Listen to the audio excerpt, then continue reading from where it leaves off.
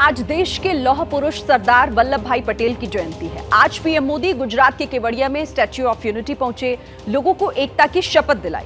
प्रधानमंत्री नरेंद्र मोदी ने इसी बीच विपक्ष पर तीखे प्रहार किए। पीएम मोदी ने कहा कि हमने 370 को जमीन में हमेशा के लिए गाड़ दिया है। जम्मू कश्मीर में बिना भेदभाव के मतदान हुआ। पहली बार जम्मू कश्मीर के सीएम ने संविधान की शपथ ली।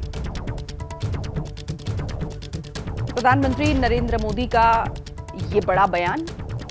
स्टैच्यू ऑफ यूनिटी आज पहुंचे थे और उन्होंने वहां पर लोगों को एकता की शपथ भी दिलाई और साथ ही इसी बीच विपक्ष पर तीखे प्रहार किए।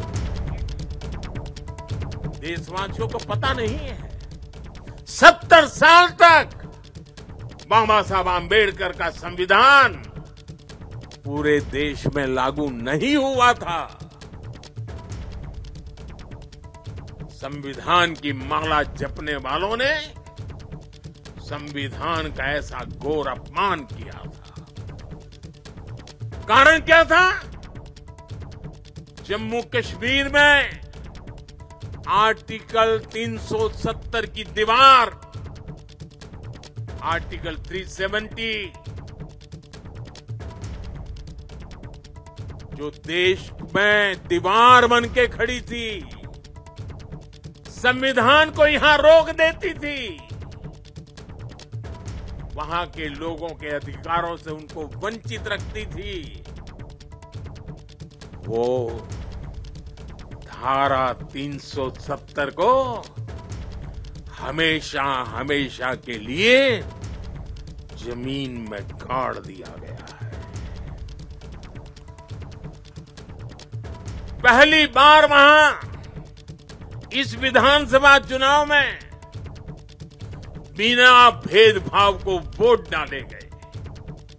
पहली बार जम्मू कश्मीर में मुख्यमंत्री ने आजादी के 75 साल के बाद पहली बार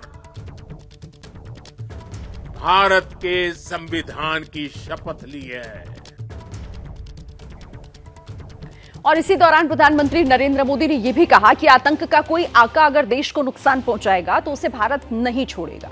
विकास और विश्वास की नीति से उत्तर पूर्व में शांति बनी हुई है। तो आतंकवाद पर प्रधानमंत्री का यह सख्त संदेश। आज आतंकियों के आकाओं को पता है कि भारत को नुकसान पहुंचाया तो भारत उन्हें छोड़ेगा नहीं। आप नॉर्थ ईस्ट में देखिए कितने बड़े संकट थे। हमने संवाद से, विकास और विश्वास से अलगाव की आग को शांत किया। बोडो समझौते ने असम में 50 सालों का विवाद खत्म किया है। ब्रू रियांग एग्रीमेंट, इसके कारण हजारों विस्थापित लोग अनेक दशकों के बाद अपने घर लौटे।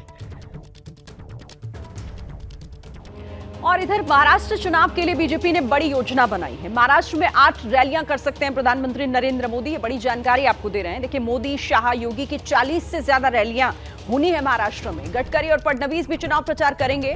तो महाराष्ट्र चुनाव के लिए बीजेपी ने अपनी रणनीति तैयार कर ली है। योजना बड़ी है। 8 रैलियां प्रधानमंत्री नरेंद्र मोदी करेंगे और इसी के साथ केंद्रीय गृह मंत्री अमित शाह, यूपी के मुख्यमंत्री योगी आदित्यनाथ भी रैलियां करेंगे। 40 से ज्यादा रैलियों की योजना है स्टार प्रचारकों की।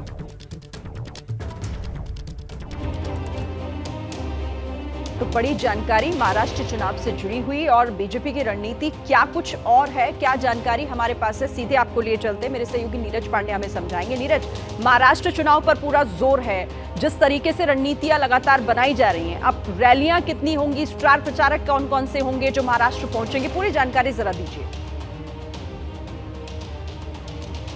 देखिए 40 स्टार प्रचारक बनाए, लेकिन भारतीय जनता पार्टी के जो सबसे बड़े नेता हैं नरेंद्र मोदी, सबका जो ध्यान है नरेंद्र मोदी पर रहता है। हमारी जो जानकारी है उसके अनुसार भारतीय जनता पार्टी ने जो अभी योजना तैयार की उसमें करीब 8 रैलियां प्रस्तावित की गई हैं प्रधानमंत्री नरेंद्र मोदी की, लेकिन चूंकि अंतिम फैसला प्राइम मिनिस्टर ऑफिस का होता है इसलिए वो ऑथेंटिक नहीं कर सकते, लेकिन 8 रैलियां Bharatiya Janata party state unit ने प्रस्ताव बनाकर प्रधानमंत्री कार्यालय भेज दिया है और उन रैलियों को अब जैसे ही पीएमओ से हरी झंडी मिलेगी वैसा कार्यक्रम उनका शुरू हो जाएगा। जैसा कि पहली रैली 5 तारीख को प्रधानमंत्री की शुरू हो रही है, 4 तारीख को इसी तरह वो झारखंड में जा रहे हैं। इसके अलावा महाराष्ट्र में करीब 40 ऐसी रैलियां होंगी जिसमें योगी आदित्यनाथ, जेपी नड्डा और अमित शाह, ये जो बड़े लीडर्स हैं ये करेंगे।